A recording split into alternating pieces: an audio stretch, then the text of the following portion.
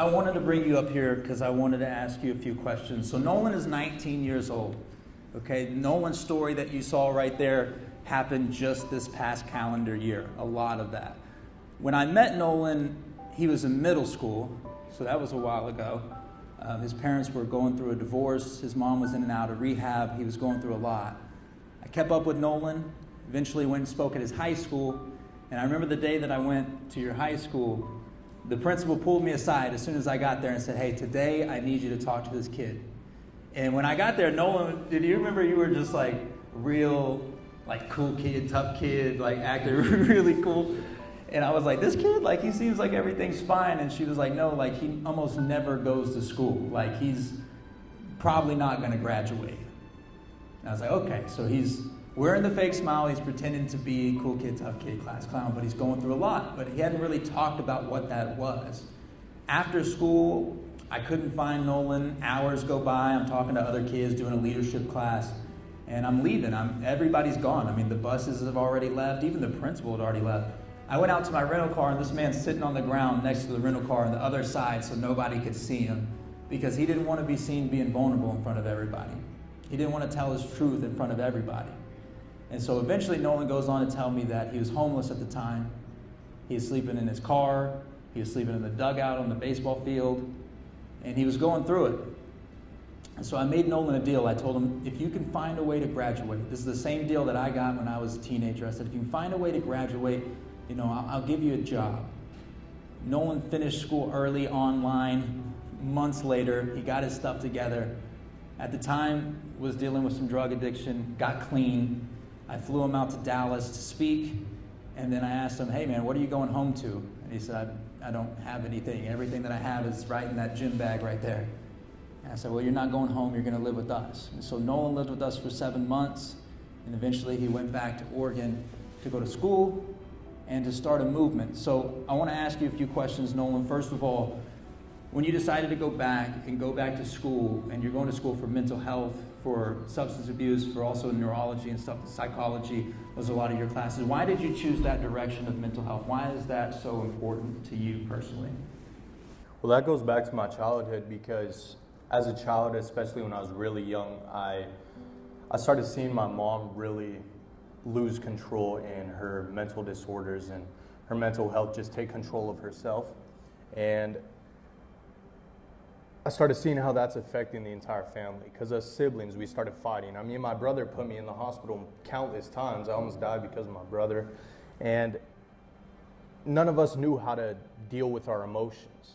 So as I got older and I started realizing that there are people who actually know how to deal with their emotions and actually have the understanding and are also able to go teach and help people, that was the moment for me. So when you came to my school and you did that and I saw that and I saw the impact that you were able to create, I realized that I'm able to create that too. I'm able to go out and help people and inspire and relate to people and really use my experience with my mom, with my house, with the troubling childhood that I've had, and be able to turn that around and turn it into something profitable for everyone.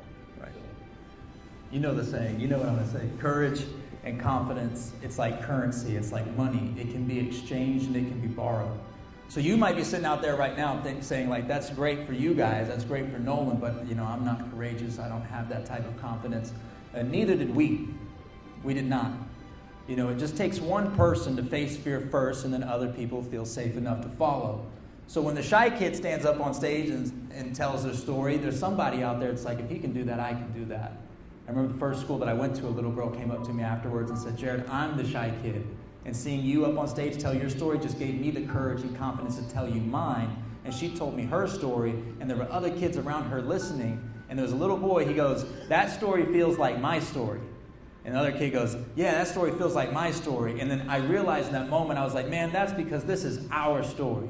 We're all connected. We're all a part of each other's stories. So if somebody can have the courage and the confidence to stand up and do what's right, then we could all stand up. And then eventually what happens is we're standing together. And that's exactly what happened. So Nolan, that creates momentum, first of all. One person stands up, next thing you know, we're all standing. It created momentum. So you took that momentum, you went back home, and you created a movement called Spring Into Truth. So I want you to talk about what that movement is and what it means to you. Explain it to them because they don't know. Absolutely. So this movement, Spring into Truth, I want to give you guys a little background of it first. So when I came back to Oregon, cool if I share a story real quick? So when I came back to Oregon to pursue my degree, I moved in with one of my friends. And I hadn't really been close with this friend for that long of a time. I mean, I completely just changed who I am while I was living in Texas. So I was trying to find where I fit in, trying to find a healthy relationship and healthy connections to build off of that momentum, right? So I had this friend, I moved in with him when I got back to Oregon, and a couple months go by, maybe 2 months of me living at his house, and I caught word that he was doing some things that I can't be around, that I got away from that lifestyle and I'm not allowing myself to go back to it, so I decided to leave. I didn't have anywhere else to go. I called on my grandpa again, asked him if I could go stay with him for a little bit till I could get on my feet. And he told me that he had already raised his children. He loves me, but he already raised his children. So I was like, all right, that's cool. You know what? My biggest fear when I was living with Jared, when I was traveling the entire country, and I wasn't even vulnerable enough to tell him about this when I was living with him, but my biggest fear was ending back up in the same position that I was before, which was living out of my car, being homeless. So when I decided to leave my friend's house, I ended back up in my car. I was staying out of my car, I was living in my car, and I was working a full-time job, full-time college student, and I realized that I was allowing myself to slip mentally back. I wasn't falling back into any of those negative patterns that I previously lived by, but I was falling back into that negative pattern of thought and thinking I'm not doing enough, thinking that I'm just doomed. My life was doomed. So it got to the point where I decided, I was like, you know what, I'm always speaking about taking the chance, making the changes that you need to make, and actually taking the first step, so why don't I do something like that? I wanted to put together an event to really create an impact and unify the community that I was so broken in. The community that I grew up in, and watching everybody else around struggling with addiction and friends losing their lives to suicide, addiction, murder, and just freak accidents. I wanted to be able to come back after changing my entire life, changing who I am. I wanted to be able to come back and create an impact and help unify the community. So I built off of that idea. I decided to reach out to the city and this nonprofit who I worked for previously. And when I met with the nonprofit, we sat down for coffee and I told them the situation. I told them what I'd been doing. I told them what I did with you, traveling the country, speaking on mental health, and now where I'm at today, focusing on school and trying to build my own program and build it up. And I came up with this project proposal just off of the concept, just off of the idea. I want to get together with a community night type thing and just really have the chance to address the mental health crisis that our community was going through. And I proposed the idea right there. I said, okay, you know what? This is what I want to do. And the event is going to consist of me telling my story, diving deep into the crisis, and really breaking down what's been going on in the community. Also giving a voice to other people, giving a chance for other people to stand up on the stage and share their testimony, share their story as well. And when I proposed that to the nonprofit CEO, he loved the idea. And then he also asked about my living situation at that point as well. And I told him I was back in my car. And within a week, I ended up being in my own apartment now.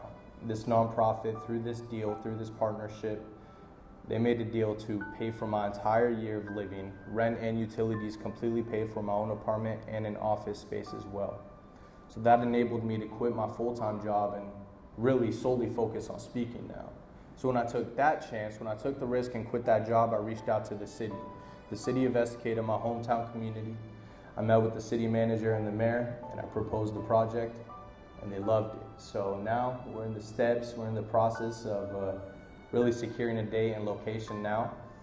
And the whole goal in this entire event, this entire program, is to unify the community, give people an opportunity to really speak and share their truth and share their stories. That way they're able to find friends, good support groups, and good mentors, good leaders.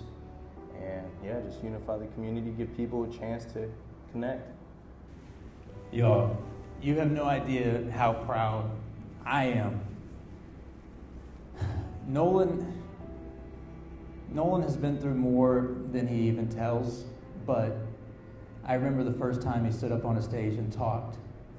couldn't even make eye contact with the crowd, couldn't even get through a sentence, was stuttering through his whole speech. And today, speaking clearly and confident in front of you guys. He even took public speaking classes in college to get better at his craft. So there's a lot of work that went into what you see here today. And he looks like he's got it all together. But at the end of the day, we were just like all of you. We were once out there feeling alone, feeling lost, no confidence, unable to be vulnerable, and felt helpless. But the common theme that I want you to take away from Nolan's story is every single time he was honest, vulnerable, and told the truth, something amazing happened. Because the way that things get done, the way that things happen, is through connection, relationships, and community.